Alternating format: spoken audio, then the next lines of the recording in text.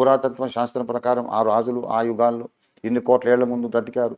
వాళ్ళ నాణ్యాలు, వాళ్ళ దస్తావేజులు, వాళ్ళ శిలాఫలకాలు, శిలాశాసనాలు ఉన్నాయి. ఏమైనా దొరికినాయా? చరిత్రలో ఉన్నటువంటి యేసు, చారిత్రక పురుషుడైన యేసు, ఆయన ఉన్నాడు అని ఆ కాలంలో 2000 ఏళ్ల కిందట ఉండినటువంటి రోమా ప్రభుత్వ దస్తావేజుల్లో ప్రస్తావించబడి ఈనాటికి వెరిఫికేషన్కు అవైలబుల్గా ఉన్నాయి.